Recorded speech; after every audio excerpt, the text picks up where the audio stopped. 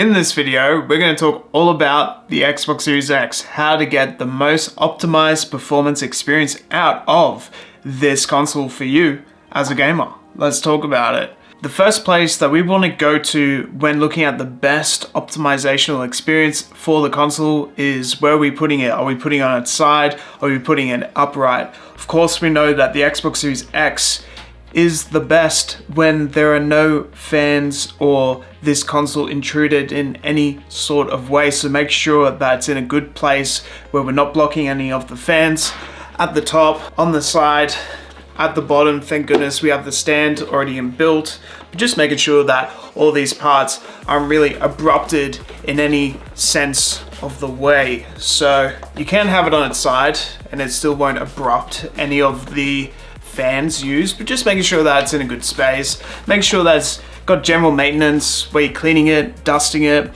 You can actually open it up through the back and actually do a bit of dusting. Just try not to dust inwards. Try to sort of get the dust out by using a vacuum or something. That's sort of a general long-term game plan for your Xbox Series X, but overall it's been pretty good in terms of performance. Like, very robust console overall. The fan doesn't really make that much noise, unlike the PlayStation 5. Like, it's actually really powerful in terms of its console. Handles the games really well, does a fantastic job all around, so it's not really something you have to worry about.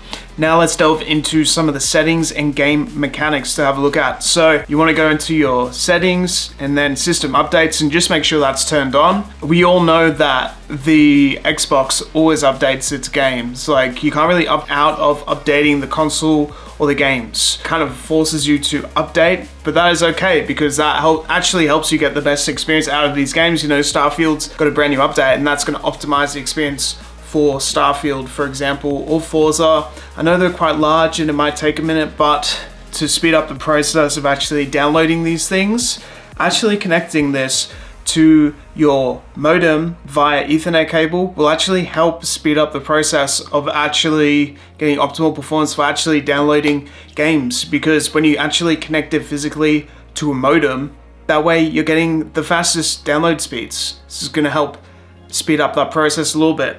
I did a bit of research the other day on different Ethernet cables, and you just want to make sure you want to get something like a Cat6 Ethernet cable, and that would just be like the newest and greatest connection with your modem for downloading games and just getting better speeds in general. So that'll be very helpful, especially for the Xbox Series X, because you're going to be doing a lot of remote play, you're going to be doing a lot of downloading, you're going to be doing a lot of Game Pass, all that sort of stuff. So getting the best internet and getting the best network for your Xbox Series X is definitely the best way to go about it. In terms of your monitoring and TV, you want to make sure for monitors and TVs, if you can get yourself a 4K monitor or a 4K TV, that would be an essential your Xbox Series X, because it plays max resolution of 4K. With the Xbox Series S, however, it's a little bit less, so you don't have to worry as much. But if you want the max performance of resolution with your Xbox Series X, making sure that you get a good affordable 4K monitor that has Ultra HD. With LG, they have a few affordable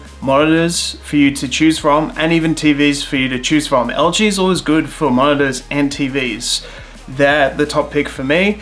I have a UL 500 monitor and it is so good.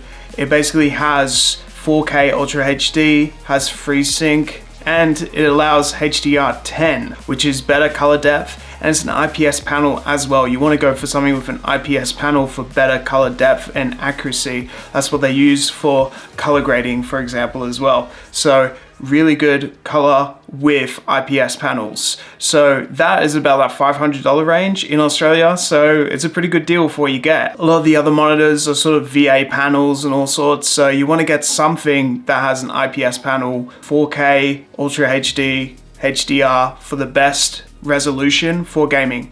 And a lot of these TVs and gaming monitors have gaming settings inbuilt for the best colors, the best output resolutions, just best everything for your gaming. So you want to go into your TV or you want to go into your gaming monitor, they'll all have options enabled, and you want to make sure that you put it on the best gaming modes. With the Xbox Series X, however, it automatically connects to the TV and it tries to give you the best settings. But for calibration, you can manually calibrate the HDR which is even better, so you can get the best visual performance. When you actually go into games and set it up for the first time, you will actually get options where you can actually set the brightness, set the color levels, all that sort of stuff, and you can go really in depth with it.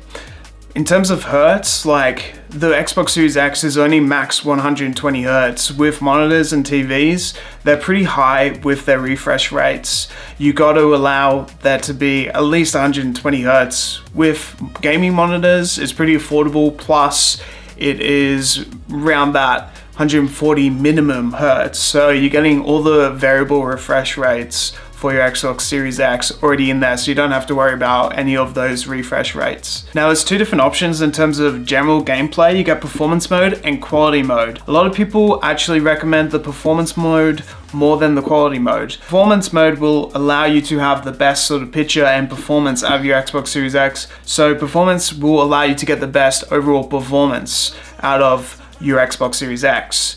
Performance mode actually has the higher quality frame rates, while the quality mode focuses on just better graphics but lower frames per second. So if you want the best overall quality, going for that performance mode is actually the one you want to go for. You can do this by just going into game settings and looking at performance versus quality mode. You've also got this on the PlayStation 5 with high fidelity mode versus performance mode as well. You can also select ray tracing for games as well. A lot of games already have it on, but in case it's not on, you can actually use ray tracing in your options, turn it on, such as The Witcher 3 allow ray tracing for previous gen games as well. You could definitely improve the gameplay just by looking at different reflections in water and how it all works. It's just incredible what ray tracing does. It's that next level from the last generation to this generation. For even faster startup times, you can look into your power options and just making sure that it has an instant power on option. But a lot of people choose the energy saver option, especially in Australia. We would need to save on our electricity bills because they are pretty high. So if we look into energy saver settings, it will definitely do a lot of justice for us in Sydney.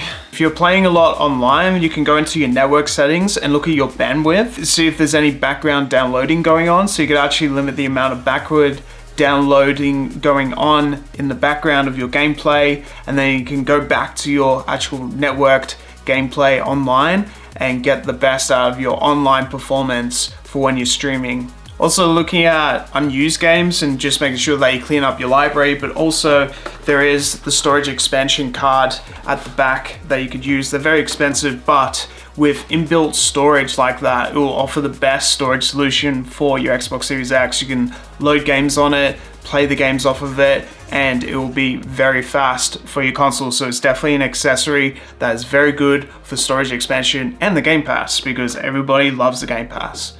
In terms of home theaters, the Xbox Series X actually allows Dolby Atmos audio. So if you have 360 audio, that would create an extra layer of immersion for your gameplay as well. It also allows Dolby Atmos for headphones too. So if you have a pair of headphones, you can allow the Dolby Atmos setting for your headphones as well, which is unbelievable. Pretty much what they use for the iMacs, right? So it will be the best audio setting. Once again, for your gaming monitors and TVs, you can allow your game moding to be on and have low latency modes. When you have a monitor, you want to make sure that it's about that 1 millisecond or less range if possible.